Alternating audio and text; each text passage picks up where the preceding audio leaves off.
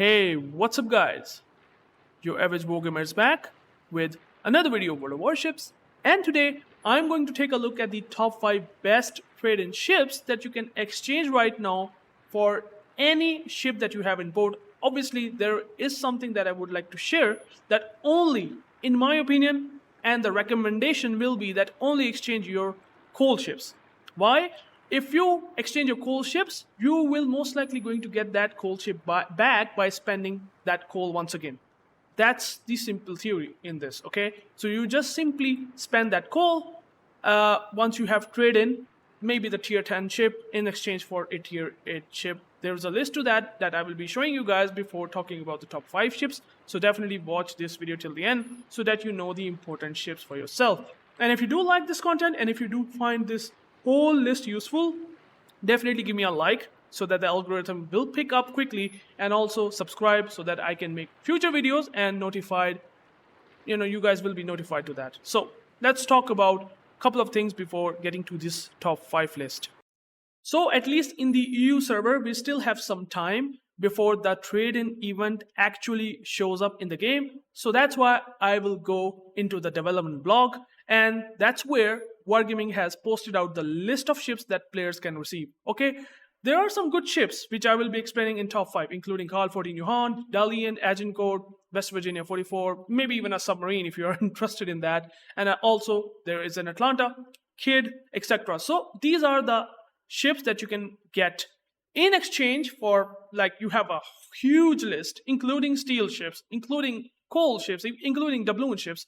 Again, one thing, just like I said before, only exchange coal ships or something that you just hate absolutely forever in the game. If you just hate that ship so much, maybe you can try that, but the best way is to just simply exchange the coal ship so that you can spend coal once again to get that ship back. So that's basically it. Let's talk about our 5 list of the ships which are pretty powerful enough that I would recommend you guys to buy through this trade-in event.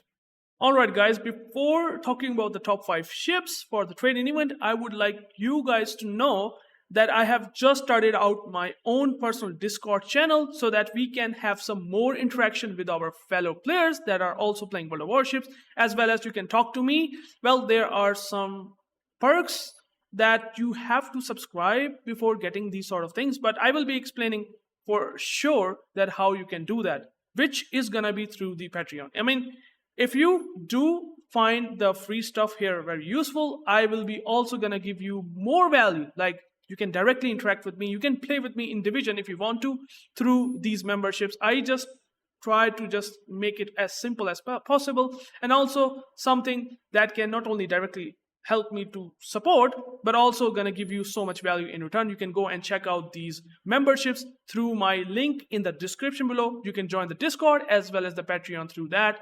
And with that said, let's get back to our top 5 ships.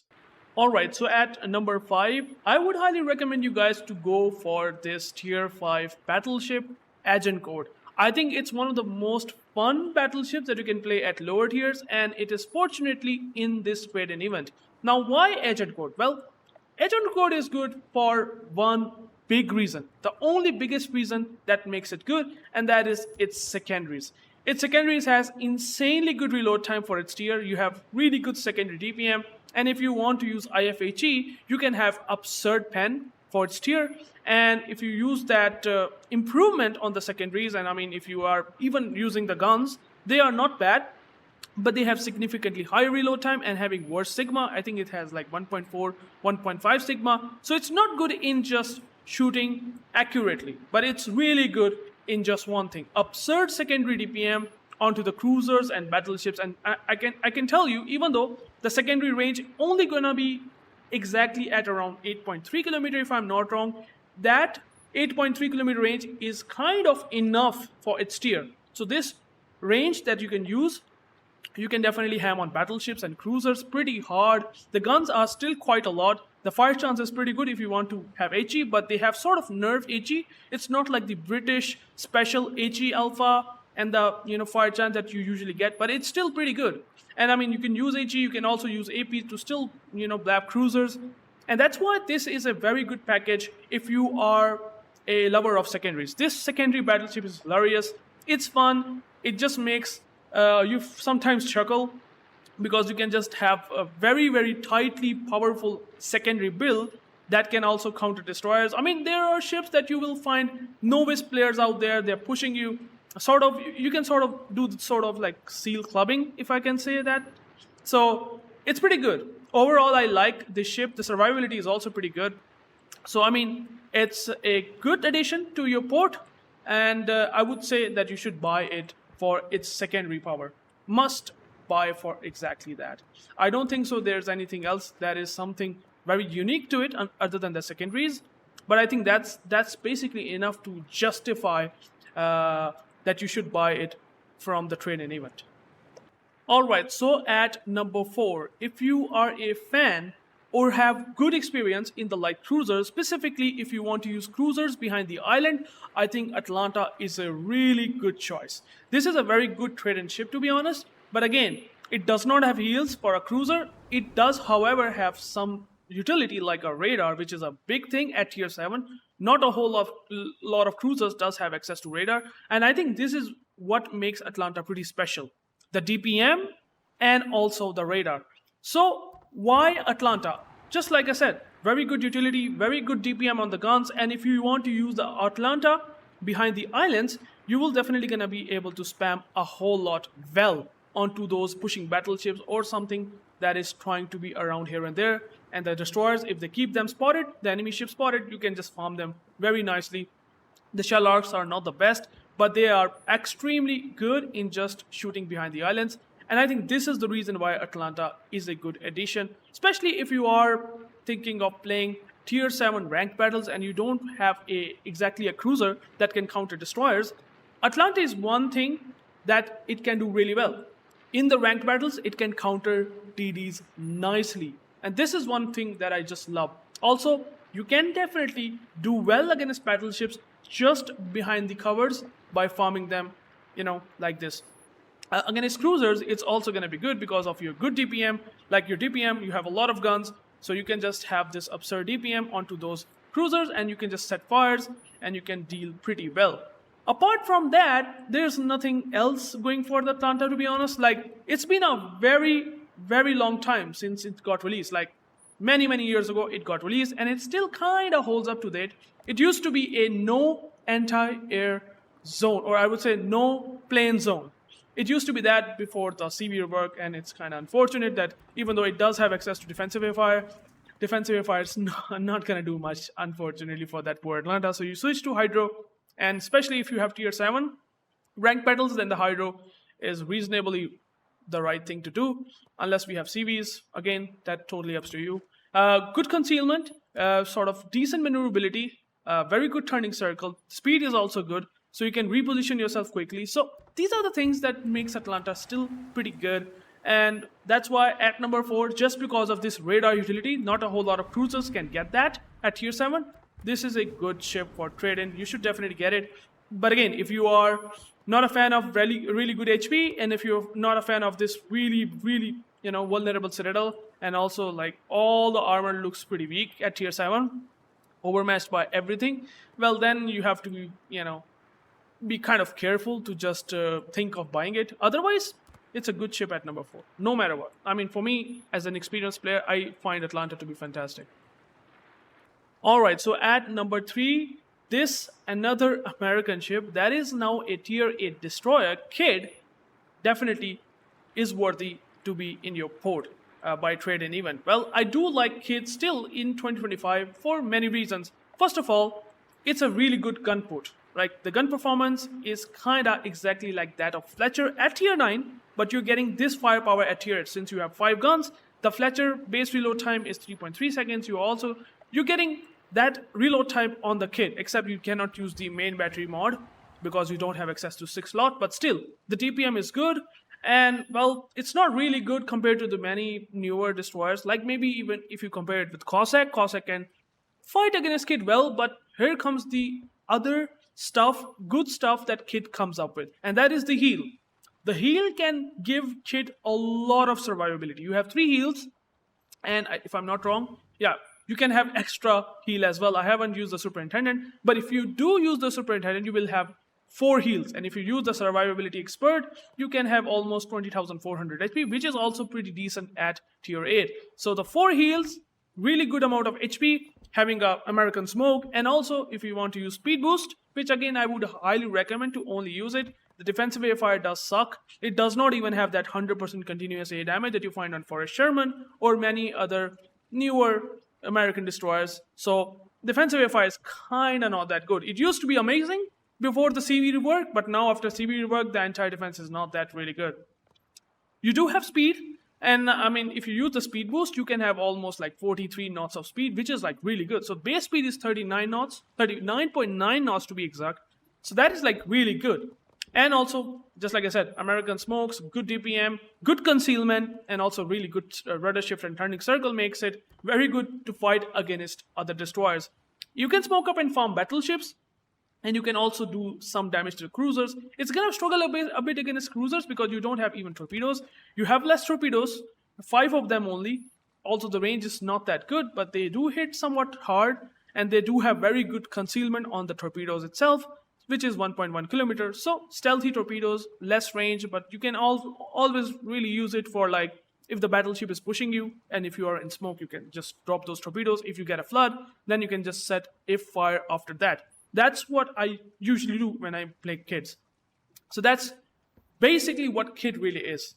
Really good gunboat fighting against other destroyers. You can heal back, and you have this sustainability to deal against destroyers. You kill them, and then you can farm battleships, etc. You have decent firing range. So that is why I would highly recommend you guys to buy Kid. I think it's really a good destroyer, and you can exchange it for, like, I would say Sherman. I mean, you just simply exchange Sherman, spend 232k coal back after, you know, exchanging Sherman for Kid, and I mean, that's kind of the cost that you have to pay if you want to get the kit for free or technically free in exchange for a coal ship. So pretty good at number 3.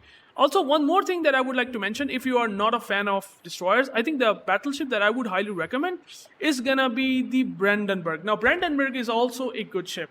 Now, I just want to give you some idea. It has 305mm guns, not the best of the Sigma. It's okay. The Sigma is fine. You do have torpedoes. You do have secondaries. So you can build up for secondaries. So it's kind of somewhat decent alternative compared to Bismarck. Like, you have characteristics of Tirpitz, but having lower caliber guns. If you have Tirpitz already, I would recommend you guys not to spend that coal ship or spend any other ship that you want to just get rid of for Brandenburg at all. Although it's a good ship, not exactly that good if you have Tirpitz, but totally up to you if you like Germans. That's one ship that you can do, but I would, again, gonna prefer Kid at number 3. That's my personal thought, and I would highly just give more regard to Kid in general because of how better the game impact for a destroyer really is. Kid does that well, so I would highly recommend this before the Brandenburg. Alright, so at number 2, I would highly recommend you guys the Dalian, which is the Pan-Asian cruiser. Now, why Dalian is good at number 2? I would say it has decent DPM. By the way, these are kinda like Smolensk shell velocity guns, but since it does have the Pan-Asian flavor because of a lot of torpedoes, you can see here you have 6 torpedoes on one side, 6 torpedoes on other with 10 kilometer. That's what kind of gives it that Pan-Asian flavor. With Russian gun ballistics, it kind of makes it pretty good. And that's the reason why I have used the Dalian with the range mod. Because the shells are faster. These are not having those like the Sejong or I would say the Harbin that you find at the tech tree line of this Pan-Asian cruiser line. So the shells are a bit faster. I would say slightly more faster than those cruisers. And then you do have the Pan-Asian smokes. Again, Soviet guns somewhat, and then you have Pan-Asian smokes that I actually like a lot. They have decent dispersion time and they reload quickly. These are, I would say, the best smokes after the daring smokes that you find on the Tech Tree UK destroyers. So afterwards, these smokes are probably the best compared to any other smokes out there in the game. And also you do have 5 heals compared to the 4 heals or 3 heals that you usually get on tier 9s. So you do have this opportunity to heal back some HP, even though your HP pool in general is not the best. Only 33,000, and I have kind of built it for more HP, but still even then, the HP pool is not good at all at tier 9. But again, it has to be expected. You can kind of really sort of compare it with Tier 10 Smolensk. Not exactly like Smolensk, but it still feels almost like that in some ways. The reload time is 4.5 seconds, which I would say is pretty nice for 10 guns, right? At Tier 9, by the way. And your range on torps are pretty good. Your concealment, by the way, is also really nice. Like, you can outspot almost all the cruisers at Tier 9, almost. Like, usually, I think there is the Chukuma 2 that also have really stealthy sort of concealment and also have access to smoke. But, I mean, other than that, if you're getting Dalian for exchange of for a Sherman, that's the ship that I will only recommend. It's only going to cost you 332,000 gold if you buy that Sherman back. And you should do that right now because then you will be getting very cheap Dalian for like some doubloons, right? And your speed is good. Your anti-defense is somewhat okay at Tier 9. Not the best, but it's not the worst. But then, yeah, the guns, the torpedoes, which are pretty actually good. They reload somewhat okay. Damage somewhat is good. And your concealment is what makes Dalian to be really good ship. It's a good smoke cruiser. And if you are into this niche, other than that really big citadel that you have to be very careful of, this citadel is definitely very vulnerable. Thick enough to just take huge damage. Not going to get overpens like Smolensk with it because it's 100mm. But other than that, if you are interested in Dalian, a smoke cruiser at Tier 9, if you want to have this ship, well, you can have it. Although the Sejong kind of works well as well. But again, the Soviet ballistics sort of helps the Dalian a lot. And the range is also pretty good if you want to build into it at number 2. Finally, last but not the least, I would highly recommend this number 1 best trade-in battleship. That is going to be the Karl XIV Johan. Now, this battleship is probably the most unique thing that you can get in Tier 9. Now, why Karl XIV Johan? Simply because it has the absurd concealment at Tier 9. Oh, yeah, at Tier 9. Like, it has like 10.6 kilometer concealment, if I'm not wrong. Like, it's crazy. For a battleship, it has really good concealment. Like, 10.6 kilometer concealment is pretty good. The speed is pretty good. Like, I think you can have more speed. No, you have 32 knot speed, which is, again, decent. I mean, if you use the brisk, you can have 35 knots. If you want to do that, that's pretty good. Your anti-defense is also pretty decent. Pan-European battleship, I don't know why. I don't know. Somehow, if the CV planes are going to be within 3.5 kilometer, I have seen the planes are going to be getting shot down if you are running away, kiting from the carrier planes. That's where this 3.5 kilometer really good medium range AA guns will help and come into play. Also, the thing about the Karl XIV Johan, and the reason why it's pretty interesting, is that you actually can make it for secondaries. I have literally made it for secondaries. You can see here, I have secondary build, and also I'm using the brisk because, I mean, I have somehow managed to, not able to use the concealment expert. I cannot do that if I want to build it for secondaries. And now I would also like to, build it for what? The healing potential. So secondary, healing potential, you have to give up the concealment. I have done that. But that really makes it pretty good. Your secondaries are a lot. Your range is okay. It's not like 12 kilometers that you find on, typical German battleships or the battleships in general that are secondary focused, but they are still pretty good. And then you also have really good concealment, just like I said. And then on top of that, you have like Ostergotland torpedoes with 86 seconds of reload time, 4x4 torpedoes. Like, you have like 8 torpedoes on each side. Look at that. You have 4, 4, 8, 4, 4, 8 torpedoes. So these are 13.5 kilometer torpedoes, Ostergotland torpedoes, that you can just send onto the ship that is trying to push into it, which is like hilarious. The firing angles are decent. You have 12 guns. It has, I think, 1.8 sigma. The reload time is somewhat okay. I mean, you can kind of compare the Karl XIV Johan guns to the Brandenburg at Tier 8, if that's what you want to know. And your armor is somewhat decent, but it takes a lot of pen damage if you are broadside, and you do have a vulnerable citadel. So this is something that I would like to tell you. It's not like citadel proof like the German brawlers because it's a pan-European nation. But again, if you are angled enough, you do have 32mm bow, so it's not like vulnerable in that regard. And that's why I like Karl XIV Johan. The amount of shells that you can throw onto the broadside cruiser, you can just definitely smash them. The dispersion might not be the best, but you do have decent HP at 76,000, which I would say is pretty nice. And you, by the way, also have access to hydro, which is like a really game changer. Like you have a hydro, which means that you can spot DDs if you are pushing in. And that's why I like it. Like, I mean, it's pretty good because of that. I have used the hydro mod in this case so that I can have longer action time, which you can try to do that. And because of these unique traits that I have explained, a lot of guns, 305mm though, secondary, you can make it for secondaries, you have tons of destroyer level of torpedoes with amazing range, and you also have like decent anti-defense and also have decent concealment that makes it very unique and special and a lot of fun to play in the ranked battles as well as in the random battles. I would say I highly recommend this ship. It's not gonna be like, it's not exactly that is gonna break the game. It's not like overpowered, but it's like very good battleship for sure. At number 1, I would highly recommend this battleship Karl XIV Johan. So thank you guys for watching. I hope you like this top 5 list. I hope you trade in with the coal ships in mind, like specifically the Foresterman, because it's the cheapest tier 10 coal ship.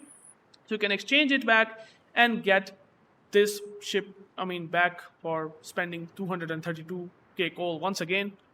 And if you do that, that would be pretty nice. I hope you like this list. I hope that you join the Discord, as well as if you want to join my Patreon as a member, you can do that. Till then, I will catch you guys later.